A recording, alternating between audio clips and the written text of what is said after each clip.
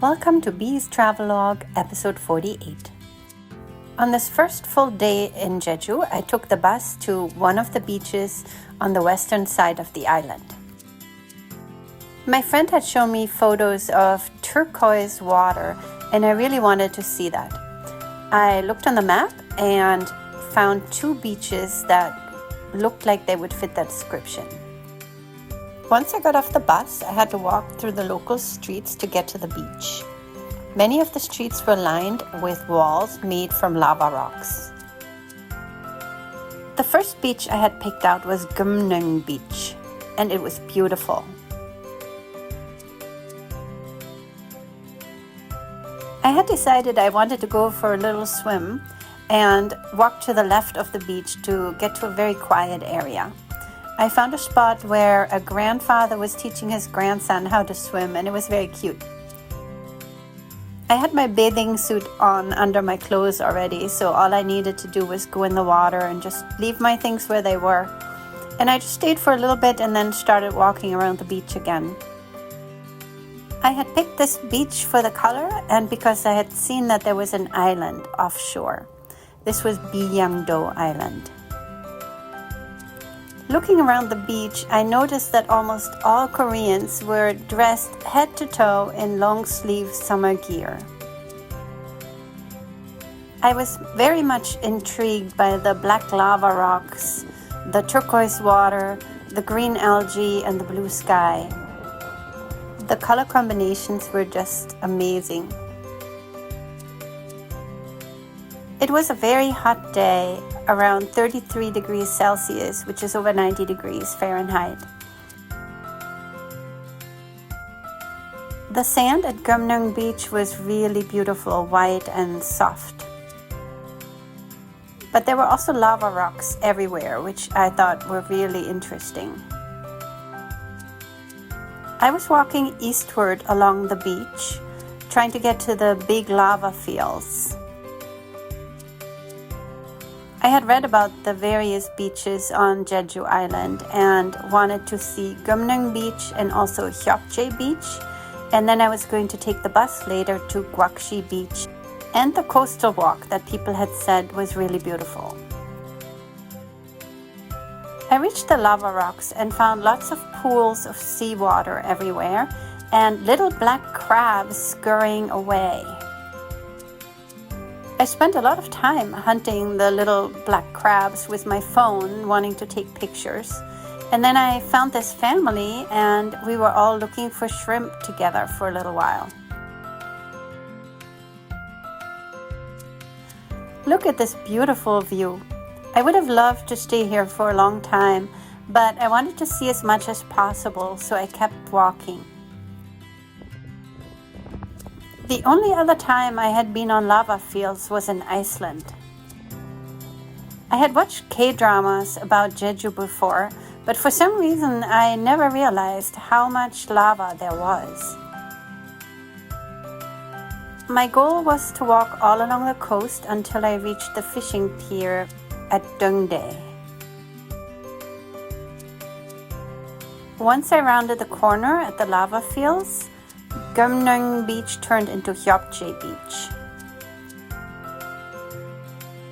Hjeopjae Beach was also very beautiful and there were lots of people enjoying the water. I was getting hungry, and as there were buildings here behind Hjeopjae Beach, I started to look for some food. For once, I had delicious fish and chips at a restaurant. I then kept following the horseshoe shape of the beach and made my way towards Dongdae Fishing Pier. The beach ended at some point and there was a walkway and then a climb over the lava fields. There were some afternoon clouds coming in, but overall it was still a sunny day. Looking along the coastline here, you can see the pier in the distance. I also noticed this lonely man in the water. I walked through a small village to get to the pier and rested at a gazebo for a little while because my feet were really hurting after the long walk. I walked onto the fishing pier, saw the fishing boat, and noticed Hallasan Mountain in the distance. Hallasan is Jeju's famous volcanic mountain, the tallest mountain in South Korea. I left the village and looked for a bus stop. If you're a K-drama fan, maybe you've seen Welcome to Samdalri, and you'll recognize the quad vehicle as one of the vehicles that's very much used on Jeju. Before going to Jeju, I had loaded up my T-Money card. What I hadn't realized before and found out during my trip to Jeju, unfortunately much too late, is that you scan your ticket when you enter the bus, and you should always scan it when leaving the bus. I thought you only scan it when you transfer, but you really need to scan it also to clock a shorter ride and only pay part of the fare and not the full fare. So on Jeju, I continuously paid as if I was going halfway around the island.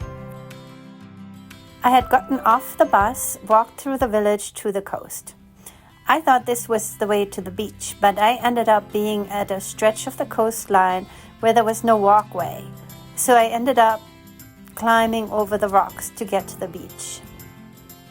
It ended up being quite a difficult climb. I thought it was going to be easy, but there were some pretty dangerous stretches until I finally made it back to the sand.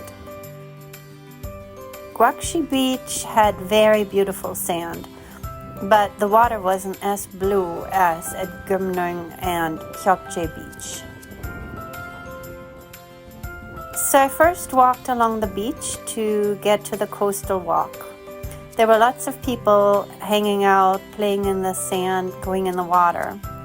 When I got toward the end of the beach, I looked back and saw all these wind farms with the sunlight on them, which looked really pretty. Look at the number of people going swimming here, and look at how dressed up they are.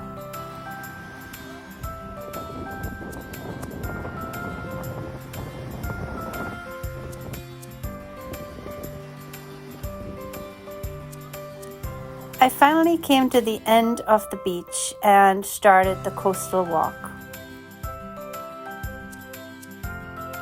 Here there were lava fields again, but also a lot of vegetation. Out on the water, surfers were getting ready to surf, and one of them had a dog. Look at the dog here surfing.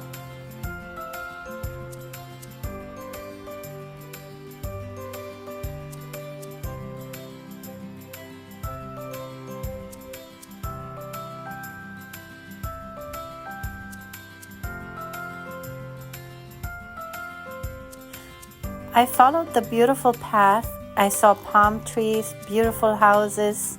There were some clouds covering the sun. It was a very quiet, peaceful walk. There were barely any other people. It had been a beautiful but very, very hot day. My Fitbit had died along the way, and I also was very red and burned from the long walk in the sun by the sea. So it was time for me to catch the bus going back. I finished the walk and looked for the next bus stop to go back to Jeju. I was sort of beached out, so to speak, so instead of going to a beach the next day, I decided to stay in Jeju. I hope you'll join me.